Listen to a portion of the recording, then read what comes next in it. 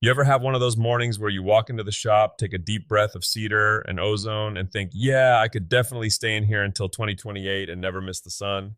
Given how much you complain about your back after a 4-hour glue up, Tiger, I give you until lunch before you're hunting for a heating pad and a nap. Details, Alex. You're ruining the romance. But look, it's Friday, August 7th, 2026, and the world outside might be moving at a million miles an hour, but in the den, we're keeping it steady. We've got a lot to chew on today, from plastic that acts like steel to why you really don't want to be the guy who signed off on a buckled column in Manhattan. It's a heavy mix today. High-tech filaments, high-stakes structural failures, and, my personal favorite, how AI is going to help us actually sell the stuff we spend 40 hours making. Let's kick it off with the squishy side of things, 3D printing. I remember when durable in the 3D printing world meant it wouldn't shatter if you looked at it funny. But 3D Fuel just dropped this Pro PCTG. PCTG. It sounds like something a doctor prescribes for a knee injury. What makes it the gold standard all of a sudden? It's the middle child that actually worked out. You've got PLA, which prints like a dream, but melts if you leave it in a hot truck. Then you've got PETG, which is tough but strings like a spider on caffeine. PCTG is basically PETG's more athletic, disciplined cousin. It's got that clarity for the full spectrum color mixing, but it doesn't get brittle. I printed a bracket for my drill press out of some engineering grade Sunlu stuff last week, the kind of thing I used to think had to be milled from aluminum, and I hit it with a dead blow hammer just to see. And, did you break the bracket or your hand? The bracket just looked at me and asked if that was all I had.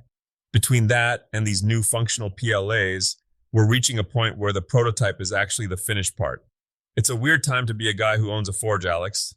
I'm starting to feel like a blacksmith at a laser show. Well, hold that thought on the old school tech, because our next topic proves that no matter how much AI or plastic we use, if the steel isn't right, the building falls down.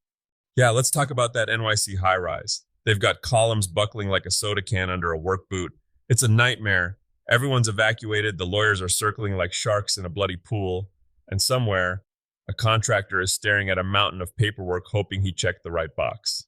It's easy for a solo maker or a small shop guy to look at a New York skyscraper and think, that's not my world. But you always say liability is the ghost that haunts every workshop.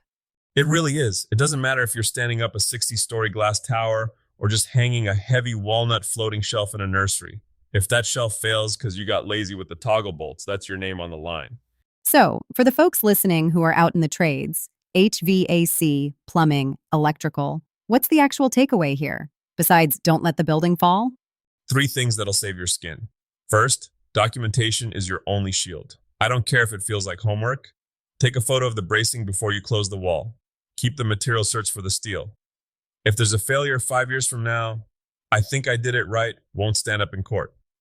Second, stop being a specialist for 10 minutes and look at the whole system. Meaning? I've seen plumbers notch a load-bearing joist until it's got the structural integrity of a toothpick just to fit a 3-inch drain line. You have to know how loads travel.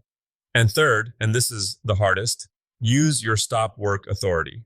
If you see something that looks off on a job site, speak up. You might be the annoying guy who stalls the project for a day, but that's a whole lot better than being the guy featured in a 2030 documentary about why a building tilted 3 degrees to the left. The annoying guy is a small price to pay for the guy who isn't in prison. Exactly. My reputation is the only tool in the shop I can't replace if I break it. Speaking of reputations, let's pivot to the maker-mogul side of things. It's 2026. If you aren't using AI to help run your business, you're basically trying to plane an oak board with a butter knife. Man, I resisted this for a long time. I wanted to be the analog guy. But the truth is, I want to spend my time at the lathe, not staring at a blinking cursor trying to figure out a hook for an Instagram reel about bull gouges. And that's where things like Claude or Jasper come in, right? You're not letting the robot build the furniture, you're letting it do the clerical work. Right. I fed some project notes into an AI last week and told it, write me 3 captions that don't sound like a corporate robot wrote them. It gave me options that were actually decent, not perfect, but they got me 80% of the way there. And this creator flow thing for DM automation, that's the real win. Because the worst part of a viral post is having to answer, how much for the table? 400 times. Exactly. While I'm covered in sawdust and can't touch my phone, the AI is handing out price sheets and lead times. It's like having a shop manager who doesn't drink all your coffee. I'll drink your coffee, Tiger, but I'm not answering your DMs. If people want to learn how to do this right, they should be looking at Amy Porterfield for the business structure or Kim Garst for the AI side. These people have turned making stuff into scaling brands. It's about working smarter so you can afford to work harder on the stuff you actually love, which for me usually involves a lot of glue and a very sharp chisel. Which brings us to our DIY mastery project for the weekend, the legendary end grain cutting board. You call this the Level Up project. Why? It's just cubes of wood glued together, isn't it? Just cubes of wood. Alex, you're trying to start a fight. An end grain board is a test of your patience and your relationship with your table saw. If your blade is off by even half a degree, by the time you do your second glue up, those gaps are going to look like the Grand Canyon. And the end grain part is the key. For the uninitiated, why go through the extra trouble? It's the self-healing factor. On a normal board, your knife cuts across the wood fibers, like a tiny axe chopping a log. It leaves scars. On an end grain board, you're cutting into the ends of the fibers like a needle going into a hairbrush. The fibers spread, the knife stays sharp longer, and the board looks better for 20 years. But, and this is the TigerDen pro tip for the day, do not put that thing through a thickness planer. I've seen the videos. It doesn't end well, does it? It ends with a sound like a gunshot and chunks of walnut flying through your shop like shrapnel. A planer blade hitting end grain at high speed just wants to lift those fibers and tear the board apart. Use a router sled. It's slower, it's messier, but it's safe. It's about taking those thin, surgical passes.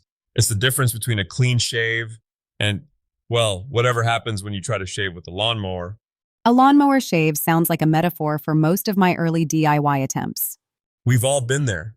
I once tried to flatten a butcher block with a belt sander and ended up with something that looked like a topographical map of the Ozarks. Okay, so we've covered the smart plastic, the scary structural failures, the helpful AI, and the dangerous cutting boards. What's the big takeaway as we head into the weekend? You know, I was thinking about those buckled columns in New York. They failed because the pressure from above was more than the structure could handle. Life's a bit like that. We're all under a lot of load, work, family, trying to grow a business, trying to master a craft. That's a lot of weight for one person to carry. It is.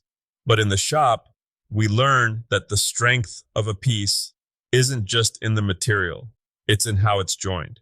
If your joints are tight, if your documentation is solid, and if you aren't afraid to use the new tools available to you, whether that's a new filament or a piece of AI software, you're going to hold up. Don't be afraid to level up, but don't skip the foundation. Well said. Now, can we go get some of that coffee you promised? My structural integrity is starting to wane. Get your coat and don't touch that cutting board. The oil's still wet. No promises.